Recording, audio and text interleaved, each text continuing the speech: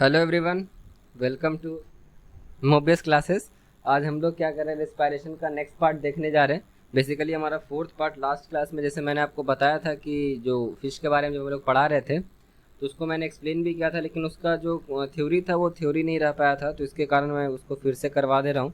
और उसके बाद सिर्फ प्लांट्स का एक टॉपिक है जो कि आपका उसके बाद ये चैप्टर पूरी तरीके से ख़त्म हो जाएगा। ठीक है, तो सबसे पहले हम लोग आते हैं रिस्पायरेशन इन फिश के बारे में। तो रिस्पायरेशन इन फिश के बारे में समझने से पहले कल भी मैंने बताया था कि ये जो हम लोग पढ़ रहे हैं एक्वेटिक एनिमल्स के बारे में। एक्वेटिक एनिमल्स आप कह सकते हो वैसे एनिमल्स जो कि पानी में अपना जीवन को व्यतीत करते हैं, या जिसको मैराइन एनिमल्स भी कहते हैं। ठीक है, तो जनरली फ़िश की बात करें तो फिश जो होते हैं वर्टेब्रेट्स होते हैं। वर्टेब्रेट्स कहने का मतलब आप देखे होगे, अगर जो लोग मछली खाते होंगे, नॉनवेज खाते होंगे, तो उसमें कांटा होता है एक सेंटर में, एक बीच में मेन कांटा जो होता है। तो कांटा जो सेंटर में होता है ना, वो उसका वर्टेब्रेट्स कहलाता है। मतलब कि जिसमें बैकबोन और स्पाइनल कॉर्ड होते हैं उसको हम लोग क्या बोलते हैं, वर्टेब्रेट्स बोलते हैं। ठीक है, और आपको पता है कि जो टेरेस्ट्रियल एनिमल्स होते हैं, टेरेस्ट्रियल कहने का मतलब होता है लैंड। ठीक है, जो लोग लैंड पे अपना जीवन व्यतीत करते हैं, तो जो लोग टेरेस्ट्रियल होते हैं, या अगर आप उसके साथ जैसे आपको एक समझाना चाहूँ कि अगर उसके अलावा जो लोग एक्वेटिक होते हैं, तो एक्वेटिक का मतलब क्या होता है, वाटर होता है। क्या होता है, वाटर।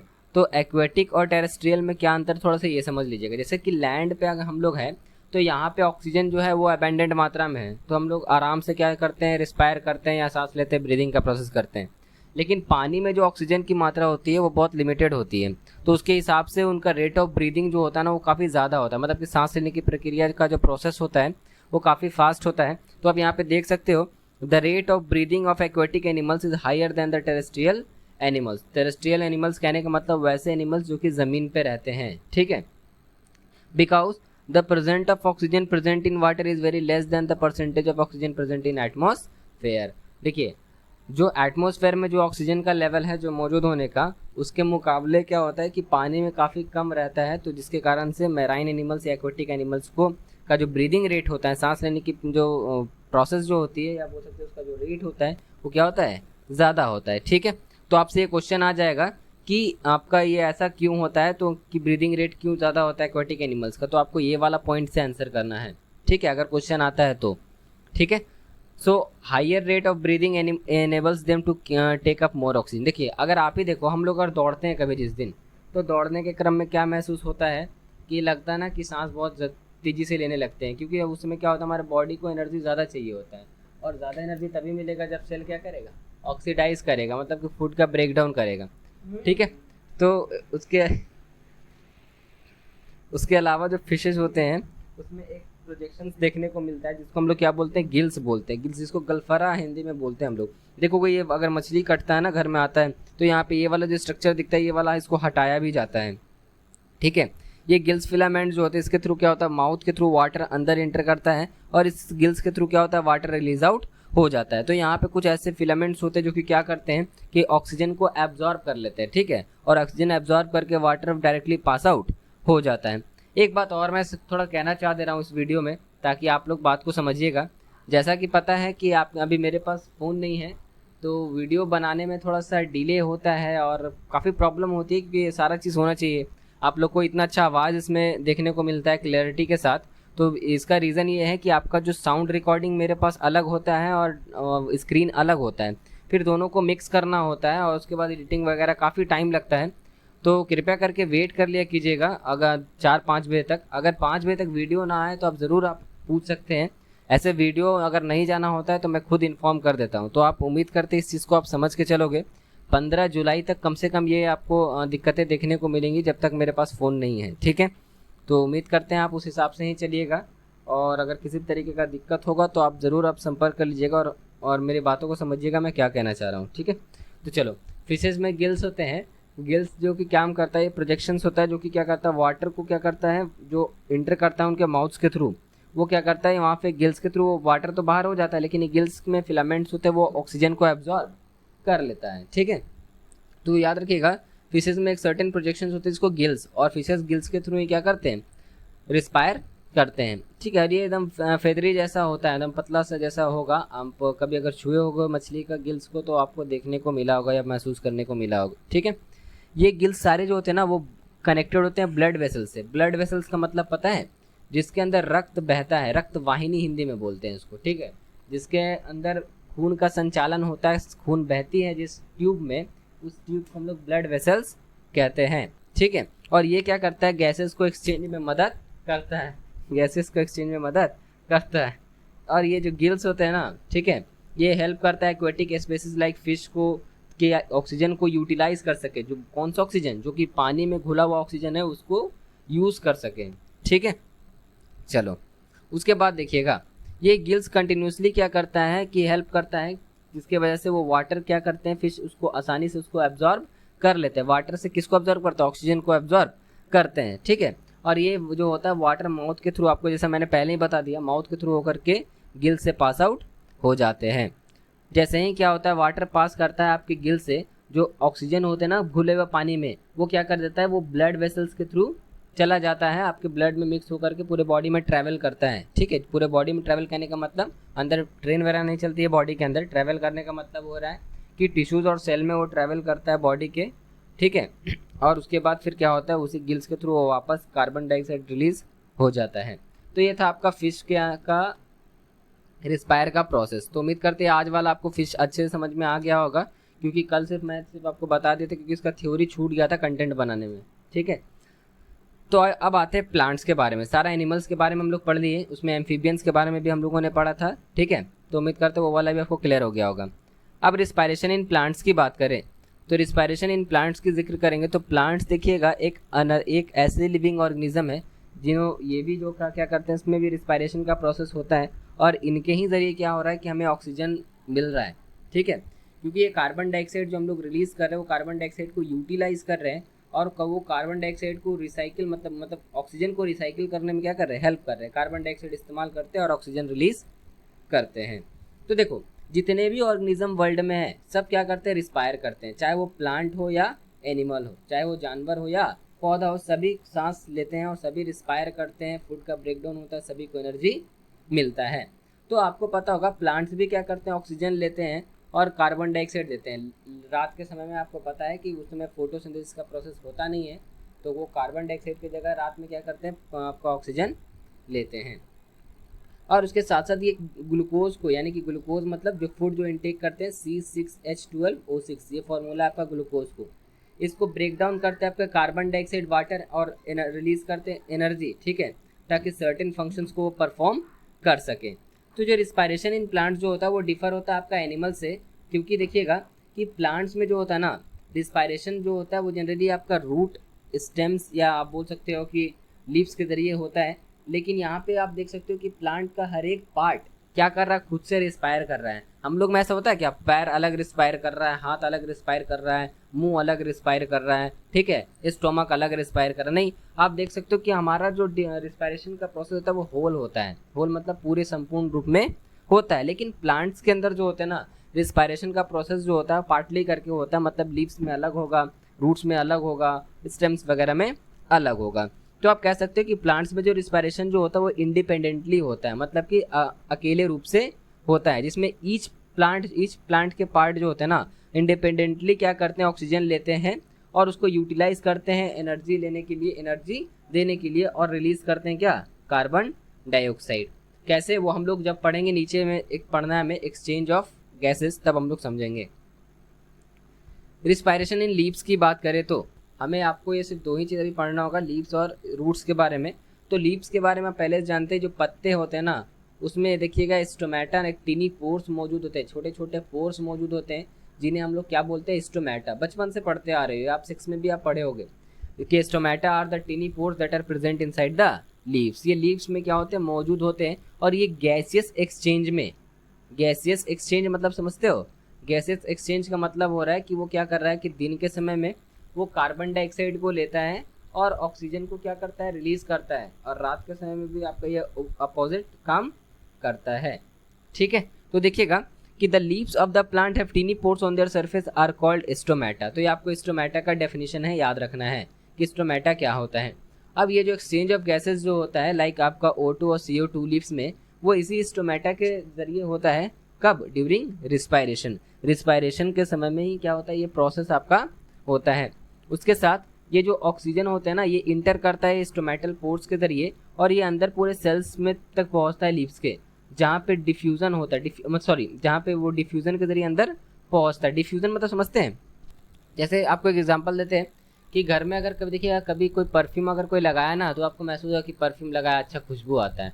तो जनरली उसके अंदर कुछ पार्टिकल्स होते हैं, वो पार्टिकल्स क्या करता है, पूरा एटमॉस्फेयर में फैलता है, जिसके कारण वो ये होता है। या अगर अगरबत्ती की बात देखें, अगर पूजा होता है तो देखिए, अगर एक अगरबत्ती आप जलाते हैं तो देखिएगा उसका खुशबू पूरा रूम में फैलता है, तो ये डिफ्यूज़न के कारण होता है। तो डिफ्यूज़न का मतलब होता है, क्योंकि देखिएगा जो हमारे एटमॉस्फेयर में होता है ना, बहुत सारे पार्टिकल्स जो होते हैं सस्पेंडेड रूप में होते हैं, तो उस पार्टिकल्स के साथ क्या करता है, ये हमारा जो सारा स्मेल का वो जो होता है ना पार्टिकल्स, या हम बोल सकते हैं अगरबत्ती का जो पार्टिकल होता है वो डिफ्यूज़ करता है, जिसके वजह से हमें वो स्मेल महसूस करने को मिलता है।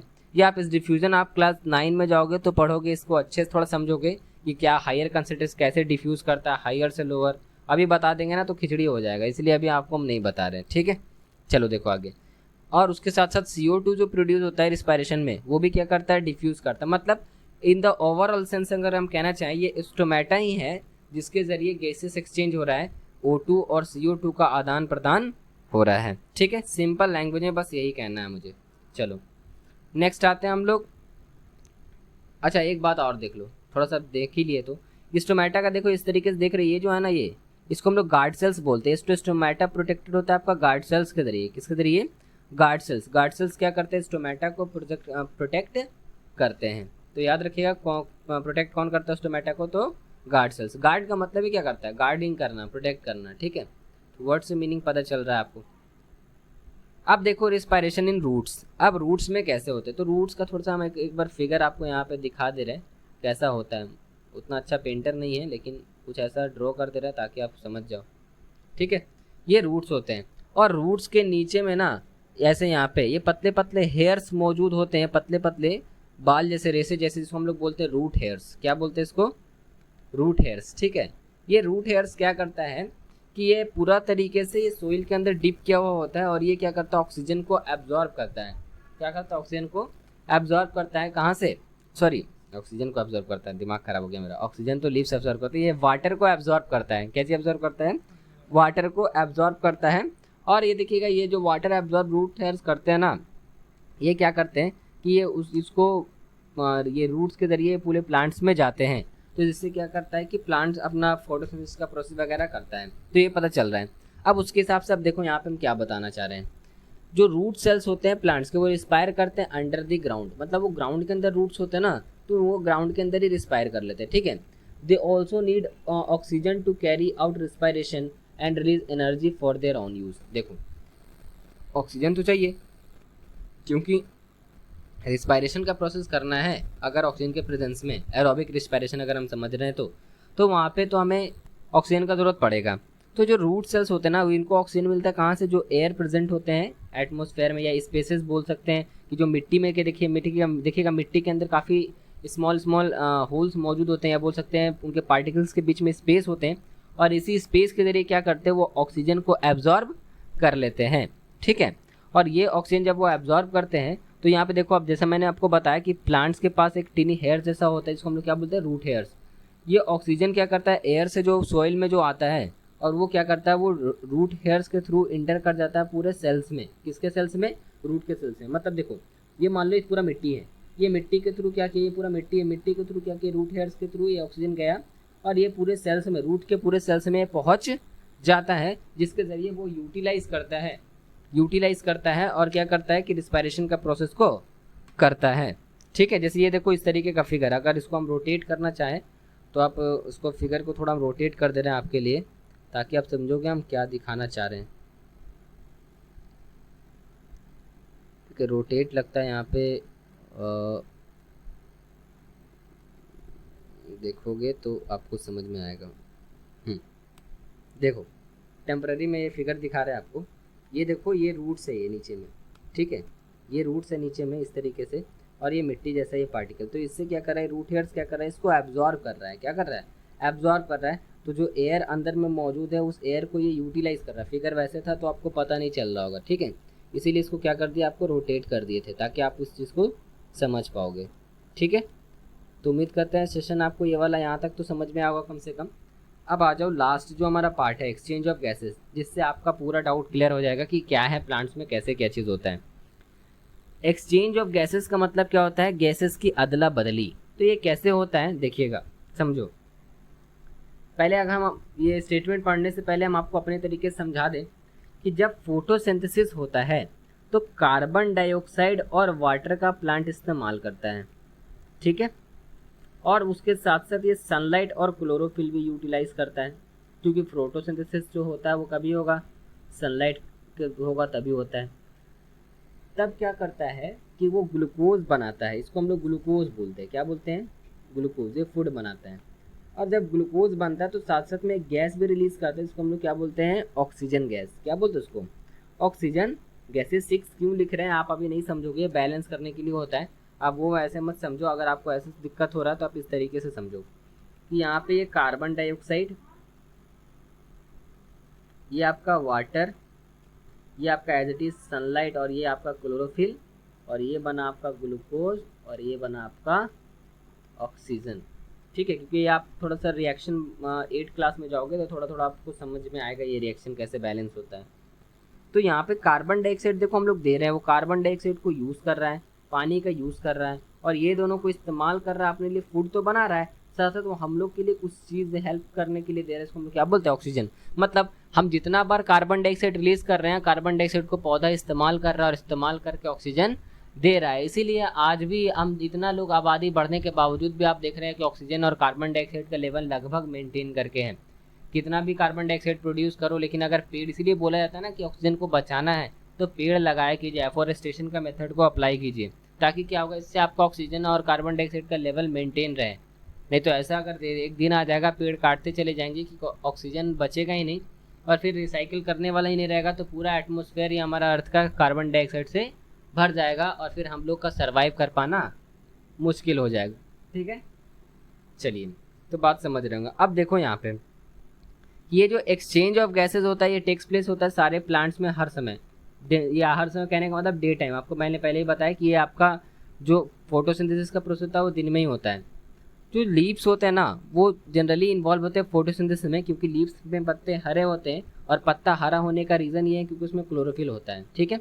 तो ड्यूरिंग डे टाइम क्या करते हैं, सनलाइट के प्रेजेंस में क्या करते हैं, फोटोसिंथेसिस का प्रोसेस करते हैं, जिसमें ये जो कार्बन डाइऑक्साइड जो रिलीज होता है ना वो यूटिलाइज कर लिया जाता है प्लांट्स के जरिए, और क्या करते हैं उससे अपना फूड प्रिपेयर करते हैं। और जब फोटोसिंथेसिस होता है तो उसके साथ खाना जो अपना वो प्रोड्यूस करते हैं ग्लूकोज, उसको साथ साथ ये O2 यानी कि ऑक्सीजन भी क्या करते हैं, रिलीज करते हैं, जो कि बाद में रिस्पायरेशन के जरिए क्या होता है, लिया जाता है, या हम लोग भी क्या करते हैं उस ऑक्सीजन को यूटिलाइज करते हैं। और इसी के कारण क्या हो रहा है कि हमारा CO2 और O2 का लेवल जो है एटमॉस्फेयर में क्या किया जा रहा है, मेंटेन हो रहा है। तो हम ओवरऑल थैंक्स कह सकते हैं अपने प्लांट्स को, या जो हमारे इन्वायरमेंट में जो ट्रीज़ या प्लांट्स जो भी हैं जो ये हेल्प कर रहे हैं हमारे लिए, मतलब हमारे लिए ही कर रहे हैं। आप ये समझो कि हम लोग तो उनको कुछ दे नहीं रहे हैं, ठीक है, बदले में काट देते हैं अपने सेल्फ नीड्स के लिए। तो ये वो हेल्प कर रहे हैं जिस तरीके से, अगर वहाँ पे है तभी हमारा एटमॉस्फेयर नीट एंड क्लीन मौजूद है। तो आप समझ सकते हैं कैसे ये यूटिलाइज कर रहा है, CO2 ले रहा है, और एक तरह से आप समझ सकते हो ना ये जहर ले रहा है और अमृत दे रहा है, लाइक दैट आप इस सेंस में समझ सकते हो। तो रिस्पायरेशन जो होता है ये एक आपका ऐसा प्रोसेस है जिसके जरिए कंटिन्यूस एनर्जी प्रोवाइड कर रहा है प्लांट्स को, या आप बोल सकते हो उसके साथ साथ एनिमल्स को, ताकि वो सारा फंक्शंस को आसानी से कर सके, ठीक है। तो उम्मीद करते हैं, देखो ये फिगर में सनलाइट चश्मा लगाए हुए हैं, ठीक है। तो यहाँ पे देखो ये सनलाइट ले रहा है यहाँ से, और सनलाइट लेने के बाद यह कर रहा है, ये फोटोसिंथेसिस का प्रोसेस करने के बाद जो ऑक्सीजन को रिलीज़ कर रहा है, ठीक है। तो ये आपको ये फिगर आपको शो कर रहा है। तो उम्मीद करता है आपको सेशन समझ में आया होगा और अच्छे समझ में आया होगा। तो अगर किसी तरह का क्वेरी होगा तो आप व्हाट्सएप पे लिखिएगा। और आपका ये चैप्टर ख़त्म हो चुका है, तो देखते हैं अगले वीक में न्यू चैप्टर स्टार्ट करना है या एक टेस्ट ही करवाना है, क्योंकि टेस्ट तो आपका ऐसे भी होने वाला है। तो इसमें आपको देखते हैं कि क्या करवाया जाए, तो अगले सप्ताह आपको बता दिया जाएगा। तो वीडियो को एंड कर रहे हैं, वीडियो को ज़्यादा लंबा ना करते हुए, ताकि आप लोग अच्छे से पढ़ाई कर लो और जल्द से जल्द भी अपलोड कर देंगे, ठीक है। चलिए बाय, टेक केयर।